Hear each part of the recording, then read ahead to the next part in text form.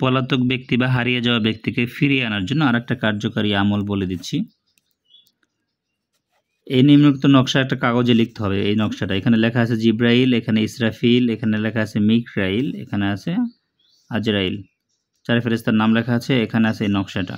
এই নকশাটা কাগজে লিখতে হবে, ঠিক আছে। তারপর একটি রূপা অথবা চান্দি, হ্যাঁ, চান্দি রূপা যে বলি আমরা, সহ একটি কৌটার ভিতরে ভরিয়া রাখিবে। একটু রূপা দিয়ে অথবা একটা চান্দির ভিতরে ভরিয়া, তাবিজটা চান্দির উপর মাদলিতে ভরিয়া একটা কৌটার ভিতরে ভরিয়া রাখিবে এবং কাগজের অপর পৃষ্ঠায়, এই নকশাটার অপর পৃষ্ঠায় পলাতক ব্যক্তির নাম লিখিবে। তার নাম, তার পিতার নাম লিখে দেবেন, ছেলে হইলে মেয়ে হইলে মায়ের তার নাম, তার মায়ের নাম লিখে দেবেন। আল্লাহর রহমতে সে ফিরে আসিবে। উক্ত নকশাটা লিখবেন, এখানে 4 ফেরেশতার নাম লেখা আছে, এইভাবে লিখবেন, লিখে এটা চান্দির উপর মাদলিতে ভরবেন।